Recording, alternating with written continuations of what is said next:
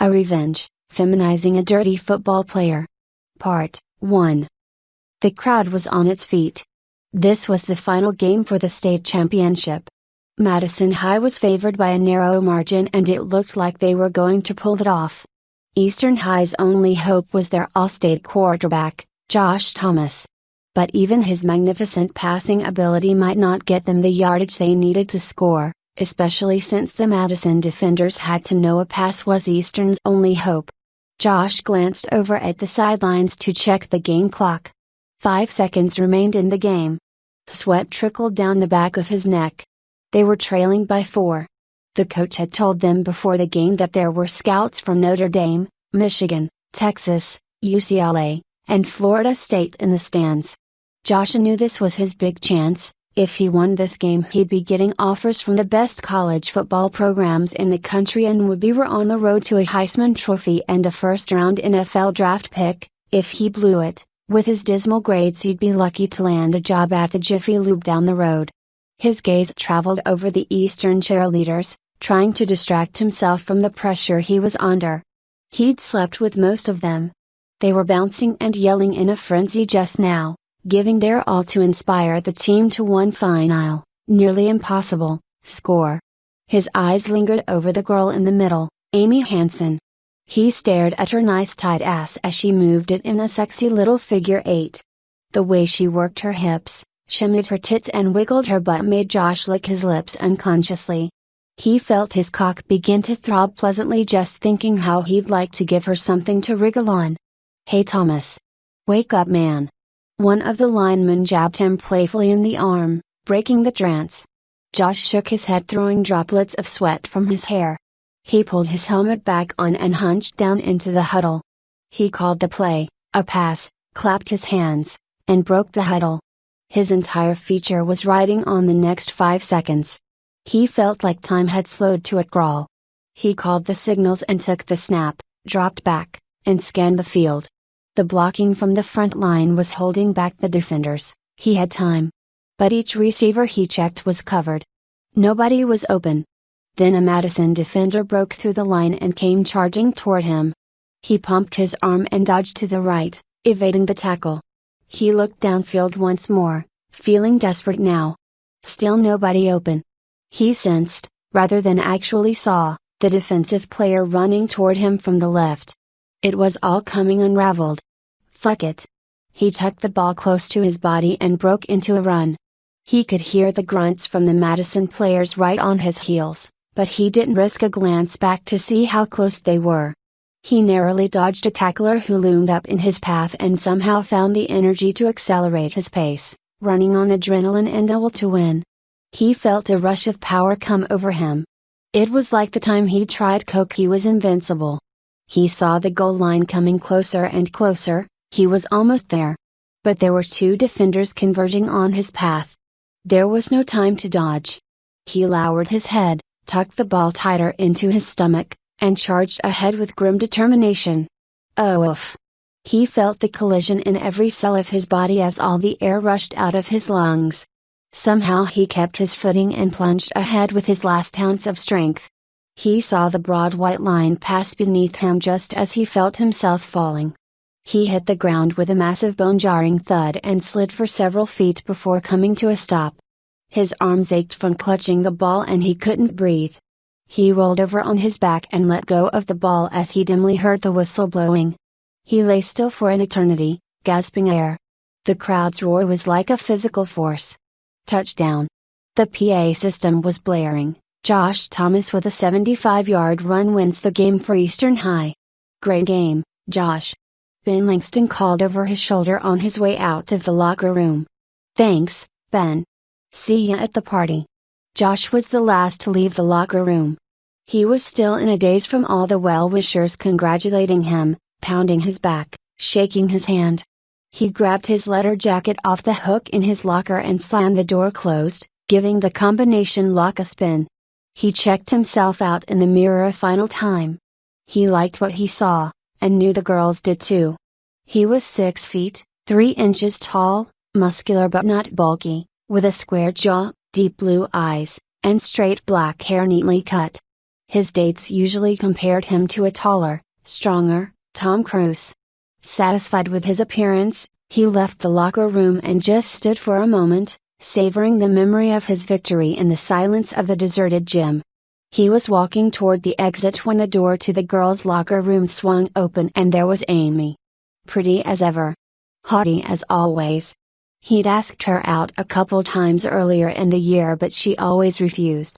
Once she even turned down a date because she said she had to study. What a lame excuse. She was just a stuck-up bitch who thought herself too good for a poor dumb jock like him. He could take his pick of any girl in school, so why should he waste his time on one who didn't want him? But tonight was different.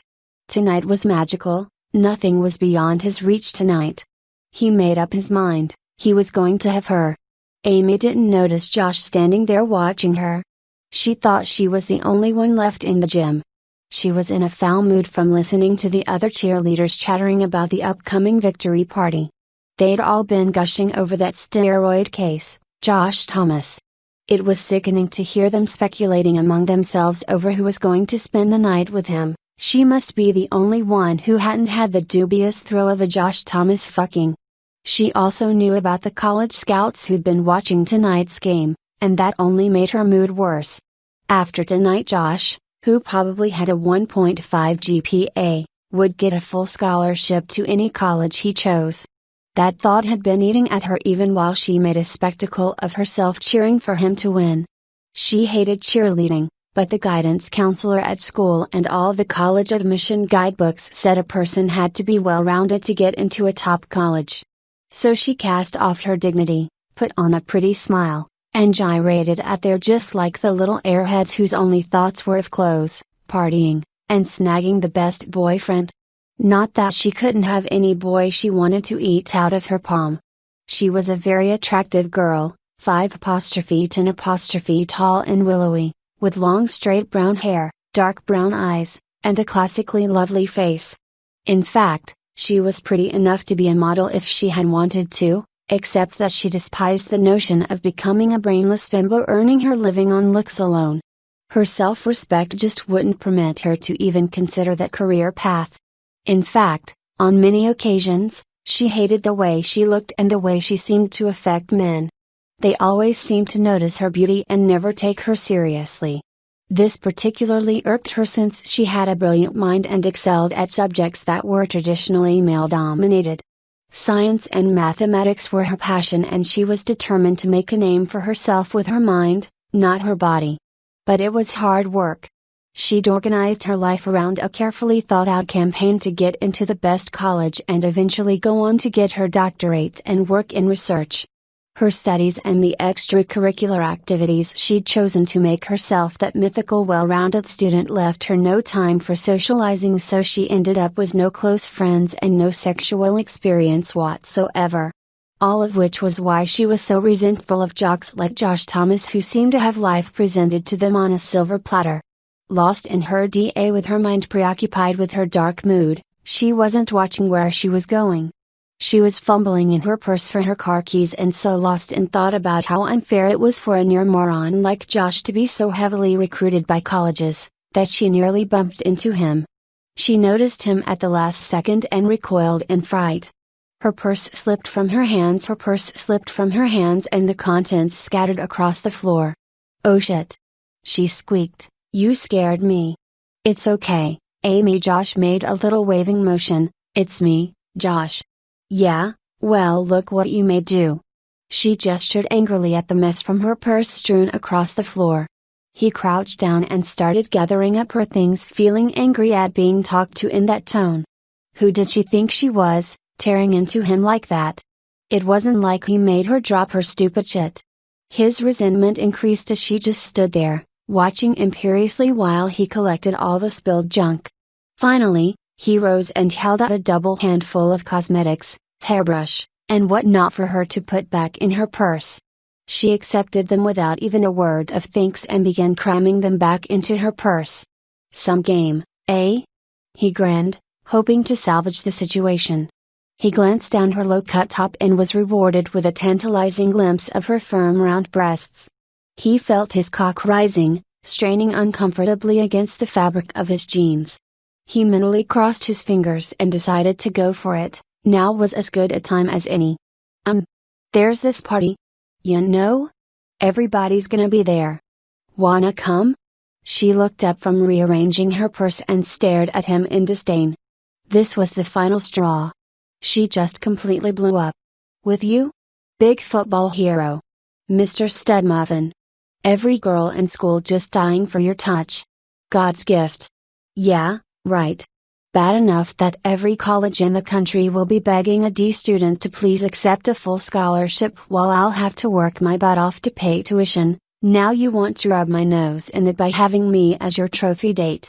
Maybe even fucking me so you can complete your cheerleader collection? But then you're a jock and I'm just the class valedictorian. Get a clue? How many times do I have to turn you down before you figure it out? I'm not going out with you. So go find one of your little sluts and leave me alone. He kept silent as she berated him, getting angrier with every word. Finally, she finished talking and started to brush past him and he reached out and grabbed her arm. Bitch. Get your hands off me, you ape. She sneered, jerking her shoulder away from his grasp. He made another grab for her and caught her blouse, pulling it hard. He had only meant to stop her from walking away, give himself a chance to respond to her tirade with a few insults of his own. But her blouse ripped open at the neckline, exposing most of the tops of her breasts. She just stared at him, gasping indignantly, too shocked to react for several breaths. He glanced down at her tits and grinned lewdly. When she noticed him leering at her chest, she felt a hot blush of embarrassment spreading over her face, down her neck, and onto her breasts. Josh grinned even wider as her boobs took on a rosy glow. She swung her arm as hard as she could, wanting with all her being to knock the smile off his face. But his athlete's reflexes were too fast for her. He brought his free arm up to block the intended slap, trapping her hand a foot from his cheek. His large hand, used to gripping a football, easily encircled her wrist in an unbreakable grip. Let me go, asshole, she hissed in icy fury. Josh tightened his hold on her arm. The elation over tonight's victory gave him a heady feeling of invulnerability. Looking down at the pretty girl helplessly struggling in his grasp made him feel powerful and aroused him enormously. His cock throbbed, hard as a rock. Come on, Amy. You're a cheerleader. You're supposed to inspire me to perform. Show a little team spirit. Amy huddled in the locker room sobbing softly to herself. She had already showered the blood off her crotch and thighs from her stolen virginity. But her vagina still stung from the memory of his cock savagely thrusting into her. She considered going to the police but rejected that idea. The last thing Josh had said before he left to go to the victory celebration was that he knew a dozen people who'd swear Amy had begged him for sex if she tried to make any trouble for him. She thought he probably could get away with it too. Josh was the most popular guy in school. And she had no illusions about her own popularity. Most everybody thought she was stuck up and would probably secretly congratulate Josh for taking her down at Beg. She decided against the police for another reason. Even if Josh was wrong and people believed her, the worst that would happen to him would be a few years in jail. She didn't want justice served. She wanted Josh to suffer. She wanted to take everything away from him that he loved. She wanted to leave him with nothing, not even hope. And she wanted him to live with that for a long, long time. No, she didn't want Josh Thomas dead, not at all. That was much too good for him. Josh walked into the training camp meeting room with the attitude of a king making his entrance at court. The Dallas Wranglers were the most popular football team in America and Josh had been their most popular player for more years than he could remember. He scanned the room, nodding to old teammates, trying to fit names on the draft to new faces. The new recruits seemed younger every year. One rookie, he recognized easily. Billy Joe Collison. He was at the back of the room, slouched back in his chair with a look of smug confidence on his face. It wasn't any big secret that the Wranglers' first-round draft pick was a quarterback, and that Josh had spent almost half of last season on the injured list. So far nothing was official. He knew he couldn't stay on top forever. At 39 years old he was already being written off by many sports writers as over the hill.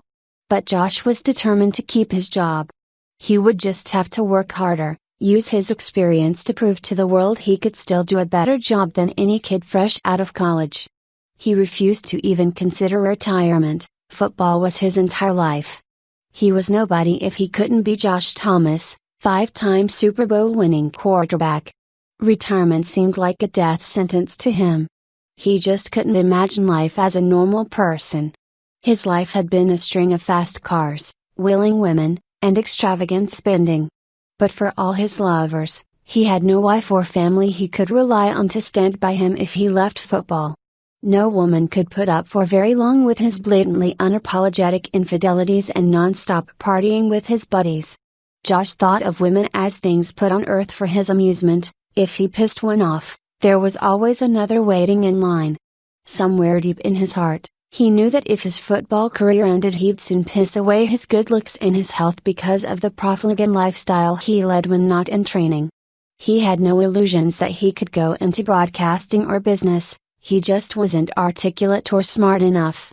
Out of the limelight and with nothing left to do but pursue his wild lifestyle, he'd soon become one of those fat old rich guys who only got women because of their money.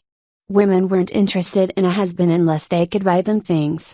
But despite his age he still had talent, and he knew he still had a few years at the top. There was no way he was going to be forced into retirement by Billy Joe Collison or any other rookie. Coach Turner strutted in and everybody took their seats. This was the very first team meeting of the new season and he always liked to establish his authority early, putting the cocky young rookies in their places and squashing any show of rebellion from veterans who might have ideas about contract negotiations. He was followed by his assistant coaches, team trainers, and coaching staff. The last person to enter the room caused a stir among the players. She was a new face among the support people and extremely attractive. There was a chorus of appreciative whistles and muttered sexual suggestions. "Okay you guys, cut the chatter," Turner growled, and seemed satisfied with the respectful silence that descended over the room. "Since you've already noticed we have a new member of the staff, allow me to introduce Dr. Hansen. She's accepted the position of sports medicine consultant to the organization. She's been given full authority by the management. You do what she says or you don't play. It's as simple as that. We're lucky to have her, she's a Nobel laureate, the very best there is. You've all been scheduled for appointments with her, check on the board after the meeting for your day and time. Now, on to other things." Turner talked for almost an hour, laying down the law. Josh listened distractedly, he'd heard it all before. He idly wondered what the hell a Nobel laureate was, and what she'd feel like wrapped around his clock. Sports medicine had improved rapidly during his career. Without some of the new technology, he would never have been able to continue playing as long as he had already. Maybe the sexy new consultant had some medical magic that would let him keep his edge. He decided to check it out as soon as possible, so when the meeting broke up, Josh made his way to the front for a personal introduction to the team's newest trainer. Up close she looked vaguely familiar, but most beautiful women seemed alike to Josh. She had a very young and vibrant look to her and seemed amazingly self-confident. Josh flashed his sexiest smile and took her hand. "Nice to meet you, Doctor. I'm Josh Thomas, starting quarterback." She smiled at him warmly and laughed lightly. "Oh, Josh. Don't be such a tease. We went to high school together, silly. I was a cheerleader. Don't tell me you don't remember the night of the big game? State championships against Madison. It's me, Amy Hansen." Josh looked confused for several seconds before recognition dawned on his face. This woman would have to be as old as himself, but she sure didn't look it. He thought he should remember her, but he couldn't be sure. It was over 20 years since high school. He did remember the game she mentioned, that had cinched his scholarship to Notre Dame. He'd fucked one of the cheerleaders that night too. That had been some hot sex. He remembered they'd been in some kind of a fight. She'd started out screaming mad at him for some reason, but once they got down she'd really loved it. Was that Amy Hansen? He'd had so many women over the years that they all sort of blurred together in his memory. He'd fucked every single member of the cheerleading squad that year, so if she said she was a cheerleader then they must have done it. He grinned slyly, thinking of the possibilities.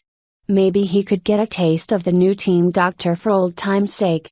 But he'd have to play it by ear. Not all his conquests of cheerleaders had ended amicably, some of them had acted downright nasty when he'd fucked them and then moved on. Amy. Of course, I remember you. He lied, still trying to remember the details of their relationship together. Well, I should hope so. She moved in closer and gave him a very friendly hug. We'll have to get together sometime and talk about old times. Just then she was called off by Turner and she gave Josh a parting smile before she turned and walked away. He didn't see how the smile changed to a look of triumph when her head was turned. She had pulled it off beautifully, so far. The groundwork for her revenge had been laid years before. She'd never gone to the police or acted in any way resentful towards him throughout the remainder of their senior year. She never gave him a reason to think she was plotting revenge. He was so sure of himself and his sexual prowess that he never suspected a thing. She'd followed his career as closely as possible over the years. She knew about his sexual antics. There'd probably been many other women who'd been raped or otherwise coerced into the great Josh Thomas's bed. He was definitely the type of man who really believed that no from a woman meant she was just playing hard to get. Was he in for a surprise? Josh awkwardly leaned over the examination table. His pants were around his ankles, hobbling him and making him feel more vulnerable than if he were completely nude. Just be calm, Josh, Amy said sweetly, as she circled his wrists with straps and buckled them shut. This is a precaution so you won't flinch and injure yourself. She patted his cheek and went around to the other side of the table, talking as she fiddled with her instruments. Since this is your first visit, I have to take some samples. You might have heard gossip in the locker room about my muscle restorative technique. The entire team will be receiving treatments twice a week. The formula is tailored to your individual body chemistry. An old veteran like yourself, with many old injuries and aches and pains, should notice some remarkable changes.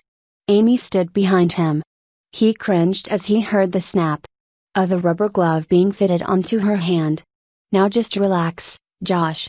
You've probably done almost the same thing to dozens of women over the years. Her voice had assumed a disdainful tone, dripping acid. Involuntarily Josh rose onto tiptoes as her finger slid smoothly into his ass. He was mortified to realize that his cock had sprung to full erection at the embarrassing invasion. A moan escaped his lips. Sliding her finger slowly in and out of his anus, she reached around with her other hand and grasped his cock. He felt the cool smoothness of her latex-encased fingers gently sliding along his shaft. He felt totally helpless, a feeling which was alien to him. Surely this wasn't part of the physical examination? My. You're so tense, stud, Amy breathed into his ear as she continued to pump his ass and stroke his throbbing hard-on. How's it feel to be fucked, football hero? Her tone had taken on a malevolence that worried Josh. Was she into some weird kinky shit? He had to keep calm, not give her the satisfaction of seeing his fear. But he swore to himself once she let him loose he'd be damned if she'd lay hands on him again. She can just forget about giving him any of her treatments. Josh didn't see Amy's face as she stood behind him working his cock and asked. If he had, he might have asked Turner to trade him rather than continue playing for the same team that she worked for. She felt a sense of triumph as she heard Josh groan. When his body shuddered and his cock spasmed in orgasm, she bit her lip to keep from laughing. Her revenge was ready to begin. Josh shifted uncomfortably.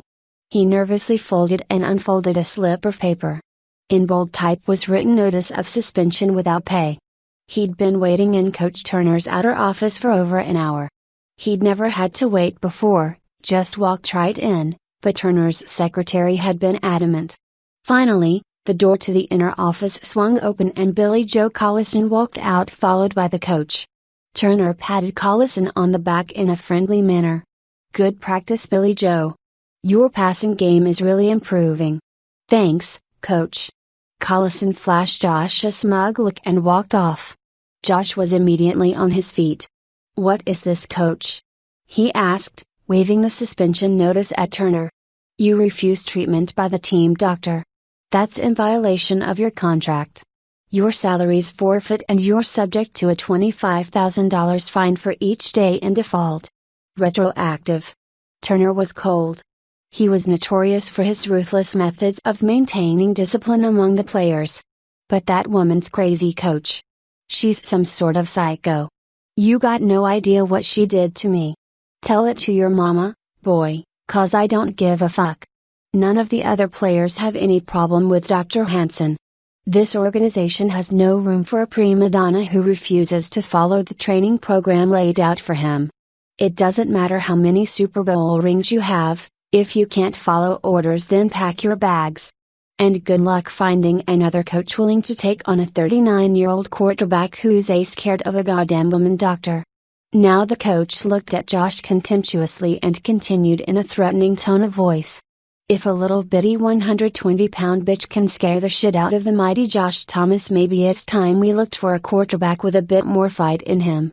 Billy Joe Collison doesn't refuse to show up for his medical appointments. Josh felt trapped. He either had to quit the team or do what coach was ordering him. The coach did have a point. She was only a woman. He'd just have to be extra careful dealing with her from now on. "All right, coach. I'll keep my appointments with Hansen from now on. See that you do. I'll tell accounting to reinstate you as soon as I've had confirmation from the doctor that you're following your training regimen. Course they'll deduct the fine before reinstating your salary. Now get the hell out of my sight while I'm feeling generous." Josh stood under the hot spray of the shower. Today's practice had been fantastic. He felt invigorated. He hadn't had a workout like this in ages. For more years than he cared to think about, he'd been plagued by aches and pains from previous injuries. It was the fate of every professional athlete in a sport as physically demanding as football. Every year the pain got worse and you learned to live with it, but sooner or later it got to be too much and some eager young guy came along who hadn't yet had his first knee surgery and your career was over. Josh was tired from the day's exertions, but he wasn't in pain. He felt like a kid again. Lately, all the older veterans were saying the same thing. It was as if all the trauma suffered by their bodies over the years of grueling seasons in the NFL had been erased. And they all credited Dr. Amy Hansen for the miracle. Josh had returned to Hansen, sullen and wary but determined to endure the worst for the sake of his career. She had been businesslike but smugly condescending. Both of them had known who held the upper hand. She hadn't tried anything like at their first meeting. She'd simply given him a fairly normal medical exam and finished it with a shot in his ass. She told him to show up every Monday and Thursday at the same time for further treatments. He'd been back 6 times since then and each time had been the same, a quick physical check followed by an injection in his buttocks. He asked around the locker room and learned that virtually every player went through the same drill when they received their treatment. They'd all been told the injections were individually formulated mixtures of vitamins, enzymes, and muscle restoratives. The treatment was based on her Nobel-winning biomedical research and was designed to reduce the effects of injury and restore the body's systems to peak performance. It systematically removed keloid scar tissue, calcium deposits, and other trauma found in the body molecule by molecule. At the same time, it worked from the patient's own cellular patterns as a blueprint to repair muscle cells that were stretched, skin that had sagged, and various other problem conditions, to restore a body to prime working order. Much as he despised her for what she'd done, Josh had to admit that Amy must know her stuff. The entire team was playing at their very best. He still felt nervous whenever he had to visit the team doctor. But she remained coolly professional, albeit with an air of superior arrogance. Perhaps she felt that the first humiliating experience was sufficient to exact her revenge for whatever grudge she bore him and was now content to just do her job. He hoped that was so because the coach was Hansen's biggest supporter. The season hadn't even started and already Turner was making Super Bowl plans. "Your skin's so soft. Not at all like I expected on a big football star." The little blonde ran her fingers over Josh's chest. He glanced down in the dim light and confirmed once more that there seemed to be much less hair on his chest than he remembered. She circled his nipple and he felt an electric thrill of passion. His nipples hadn't ever felt so sensitive. The girl teasingly kissed her way down to his cock and began sucking him back to erection, and he stopped thinking. Sometime later he heaved a mighty sigh of contentment. His breathing was slowly returning to normal and he stroked the girl's hair affectionately. He couldn't remember her name. She was some bimbo he'd picked up in the hotel bar after the game. That was real nice, sugar. But I need my sleep now. Got an early flight in the morning. She pouted prettily at him. Her cheek was still resting on his thigh and he could feel her breath warm against his cock. She stroked her palm over Josh's smooth chest a final time and rose to get dressed. He propped himself up in bed and watched her as she dressed. The girl was young and buxom and ripe, very pretty, and very passionate in bed. She was a fitting reward for today's game. It was their first exhibition game and they thoroughly trounced the other team. Josh had completed 28 passes out of 32 to 5 of them for touchdowns. He was playing better than ever. He had noticed before how his body hair was thinning.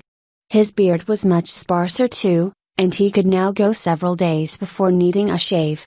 Also, hair was starting to grow back in spots on his head. He hadn't been bald but his hairline had been receding slightly.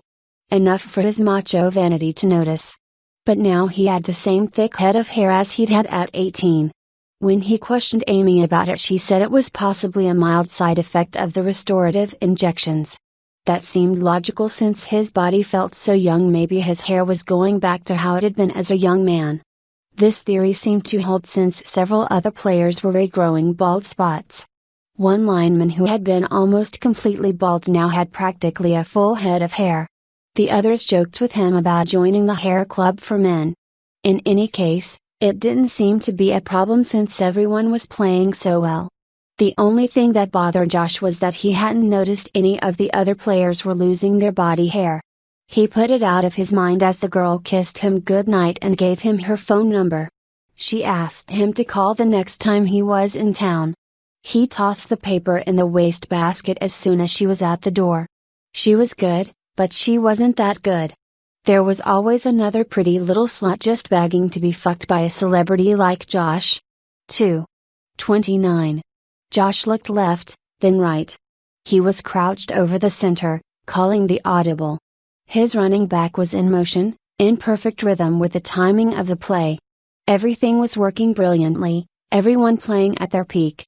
They were up by 3 touchdowns and it wasn't even halftime yet. It was the second game of the regular season and the entire team was totally pumped for victory. 2:13. His voice cracked. The last number had come out in a shrill soprano. The man in motion skipped a beat, nearly tripping himself in his surprise. Josh tried to collect himself and go on with the play. Hut. Hut. Hut. The words sounded as though they'd been screamed out by a teenage girl. He took the snap, faded back, and searched downfield for his receivers. But his concentration was broken and his timing was off. He ended up missing a wide open receiver and trotted off the field as the kicking team came up. On the sidelines, Josh coughed, drank some Gatorade, spat, and tried his voice. It still sounded suspiciously high-pitched. When a teammate asked what was wrong, he shrugged and said he thought he might be catching a cold.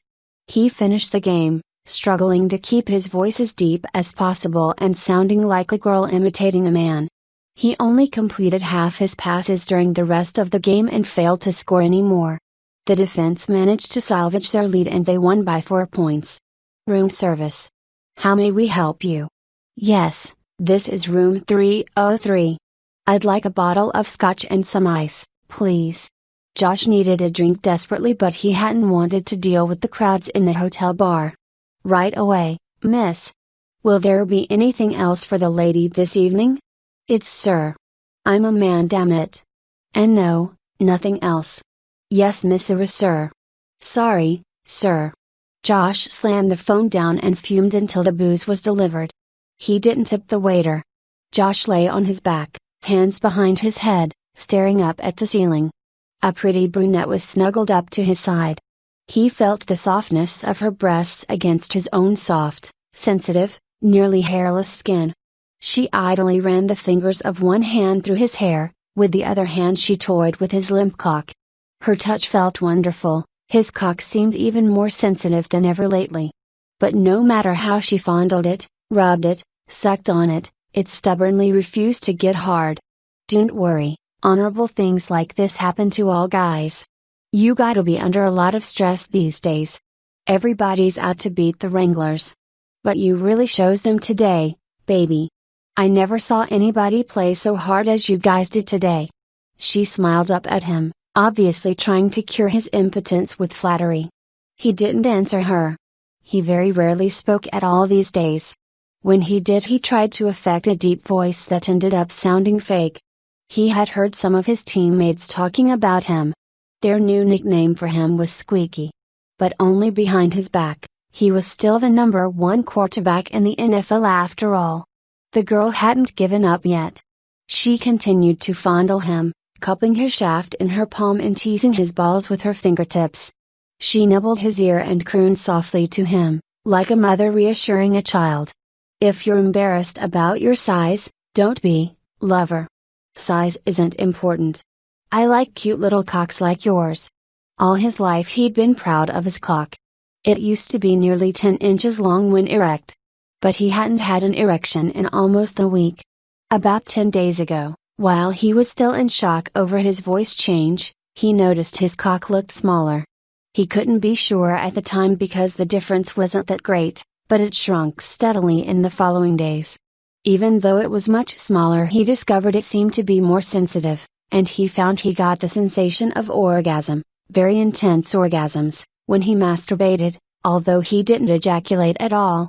He figured maybe having a naked woman ready to fuck would cure his impotence. He had been so pumped up from winning the game today that he decided now was the time to pick up a woman and get his hard-on back. He glanced down to see her hand cradling his still limp penis. It was approximately the same size as her slender delicate thumb, less than 3 inches long. He felt the tingling beginnings of orgasm from her touch, but his cock refused to grow. Finally, Josh just gave up and turned away. He stared silently at the wall until she got dressed and left. There was nothing to say to her. After she was gone, he masturbated himself to orgasm half a dozen times before he finally fell asleep. Even while climaxing over and over, his cock never got hard. What the fuck is happening to me?